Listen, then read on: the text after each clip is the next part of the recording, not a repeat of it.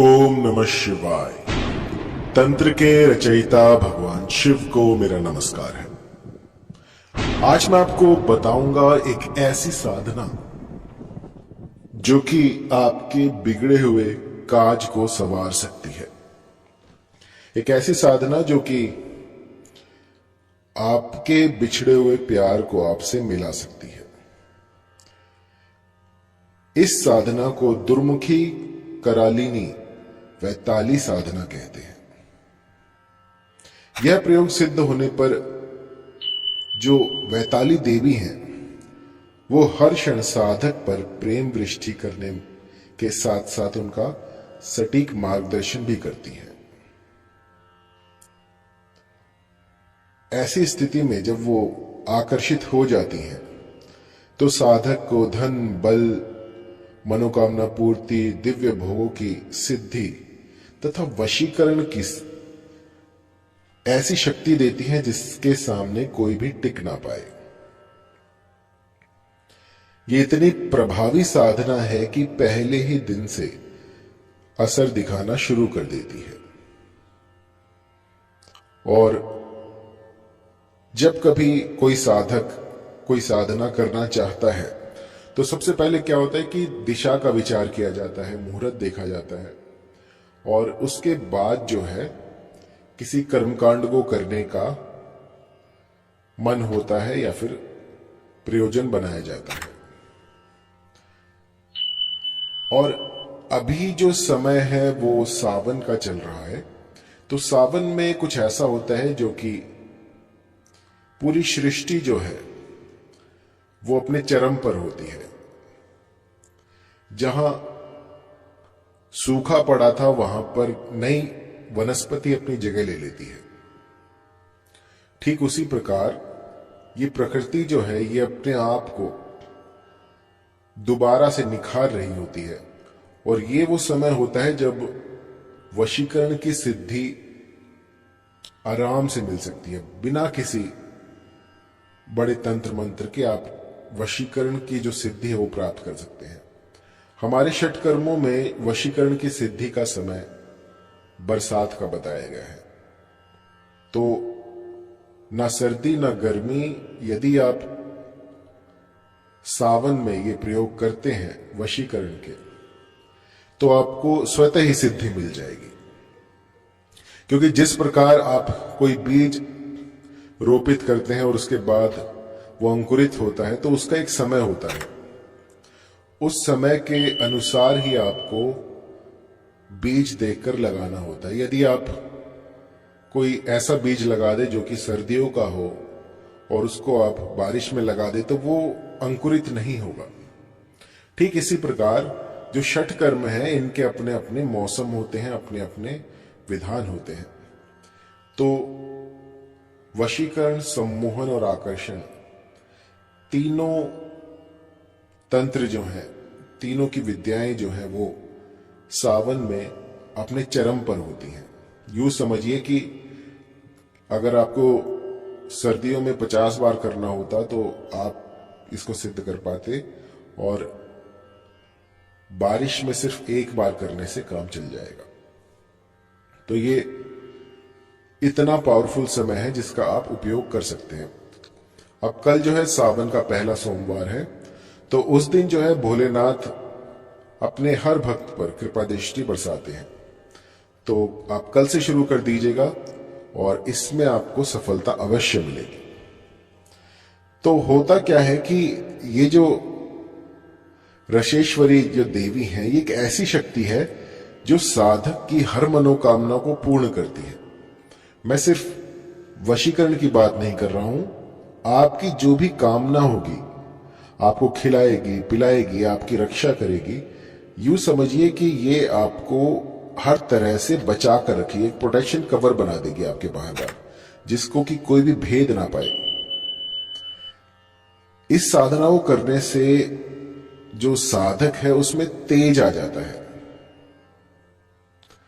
और इस साधना से मां अपने बच्चे को ऐसे रखती है जैसे कोई अगर उसे छू ले तो भी वो क्रोधित हो जाए।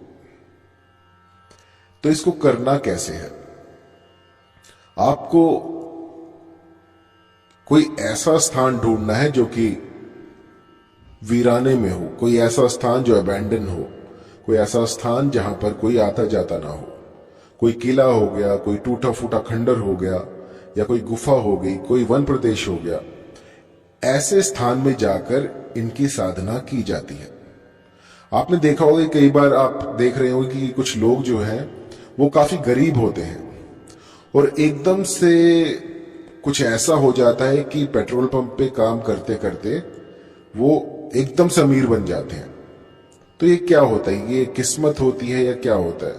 तो देखिए, हमें नहीं पता कि सामने वाले के पास क्या सिद्धि है, उसने क्या साधनाएं की हैं। तो जब कभी आप ऐसा देखिए कि एकदम से रंक से कोई राजा बन जाए, तो उसके पीछे जो है वो ऐसी सिद्धियां काम करती हैं। ये सिद्धियां आपको एकदम से ऊपर लेके जाती हैं, और यदि इनको आप साध लेते हैं और आपको इनको चलाना ना आए, तो ये आपको फिर से फर्श पे ले आती हैं। तो सबसे पहले जरूरी है कि आपके अंदर वो सामर्थ्य हो कि आप इन शक्तियों को संभाल पाए। इन शक्तियों में कुछ ऐसा होता है जो कि आपकी हर एक मनोकामना की पूर्ति कर सकती है, चाहे वो किसी भी प्रकार को, चाहे कोई सरकारी नौकरी हो, कोई छोकरी हो। जो आप चाहते हैं, जो भी आपके मन के भीतर विचार उठते हैं, वो सब कुछ इससे संभव है। और ये इतना प्रभावी है कि मैं अगर पूरी रात भी इसका व्याख्यान करता रहूं तो कम पड़ जाएगा। तो आइए मंत्र जान लेते हैं। मंत्र के बाद जब मैं आपको बताऊं तो इसको कंठस्थ कर लेना। आपको लिखकर भी मैं दे दूंगा, तो आपको इसको याद कर लेना है। कंठस्थ करने के बाद आपको इसका गुंफन करना है। मंत्र है ओम रशेश्वरी चंद्रमुखी चंद्रकला कामातुर भैरवी आगच्छ गच्छ स्वाहा। तो आप आवाहन कर रहे हैं, यहां पर माता का आवाहन कर रहे हैं, उस शक्ति का आवाहन कर रहे हैं जो कि आपके बिगड़े हुए काज को संवारेगी। मंत्र एक बार फिर से, ओम रशेश्वरी चंद्रमुखी चंद्रकला कामातुर भैरवी आगच्छ गच्छ स्वाहा। तो जब कभी आप मंत्र की चैंटिंग शुरू करें, जब कभी आप इसका गुंफन प्रारंभ करें, तो आपके भीतर एक ऐसा उत्साह होना चाहिए कि आप पता नहीं ऐसी कौन सी शक्ति है जिसको कि आप आकर्षित कर रहे हैं। सोचिए ये कितनी पुरानी शक्ति है, लाखों सालों से कहीं दबी बैठी होगी और आप उनको जो है अपनी ओर आकर्षित कर रहे हैं।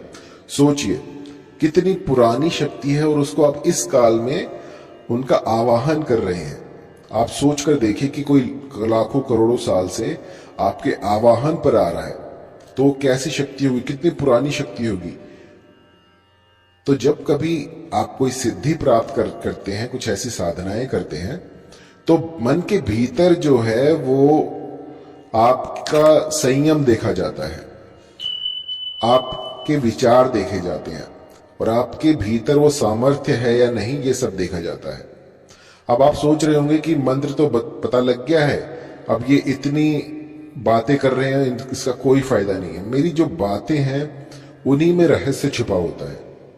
मेरी बातों में ही कुछ ऐसा होता है जो कि मंत्र से भी ज्यादा आपके हितकारी हो सकता है, क्योंकि सिर्फ मंत्र जान लेने से आप सिद्धियां प्राप्त नहीं कर सकते।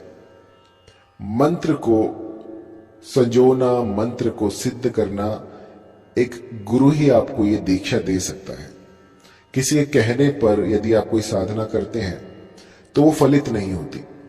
सबसे पहले गुरुवर से आपको पात्रता प्राप्त करनी होती है। यदि गुरु कहता है कि आप कर सकते हैं तो आप कर सकते हैं, यदि गुरु ने कह दिया कि आप नहीं कर सकते तो आप नहीं कर सकते। अब मेरे पास काफी ऐसे बुद्धिजीवी आते हैं जो कि तर्क करते हैं कि गुरुजी हम क्यों नहीं कर सकते। मैं आपको बताऊं तो मेरे पास जितने भी साधक सीखने के लिए आते हैं वो अपने आप में साधक बन के आते हैं, तो मैं उन्हें मना कर देता हूं, और फिर उसके बाद जब वो तर्क करते हैं तो फिर उनकी सार्थकता पर मुझे संदेह होता है। अन्यथा यदि कोई साधक करना चाहे तो एक बार अपनी पात्रता जो है वो सिद्ध कर दे, तो मैं उसको ऐसे ऐसे सिद्धियां दे दूं जिसका कि कोई वर्णन भी नहीं कर सकता। बहुत देख कर, समझ कर, सोच कर सिद्धियां जो है किसी को दी जाती हैं। सिर्फ मंत्र जान लेने से सिद्धियां प्राप्त नहीं होती हैं। इसके लिए आपको तलवार की धार पर चलना होता है। आपके विचारों तक को आपको कंट्रोल में करना होता है, उसको बांध कर रखना होता है। सबसे पहले जो है आपका आहार क्या है। यदि आप अपने आहार पर ही संयम नहीं रख सकते, कंट्रोल नहीं रख सकते, तो आप कोई साधना नहीं कर सकते। यदि आप व्रत नहीं कर सकते, भूखे नहीं रह सकते, हठ नहीं दिखा सकते, तो ये साधनाएं जो है ये काम नहीं करेंगी। यदि आपको ऐसा लगता है कि आप कर सकते हैं, तो आपको मंत्र मैंने बता दिया है। ओम रशेश्वरी चंद्रमुखी चंद्रकला कामातुर भैरवी आगच्छ गच्छ स्वाहा। तो इनका आवाहन कीजिए। लाल वस्त्र पहनकर आपको इनका आवाहन करना है। दिशा रहेगी पूर्व की ओर, पूर्व की ओर मुख करके आपको इनका आवाहन करना है।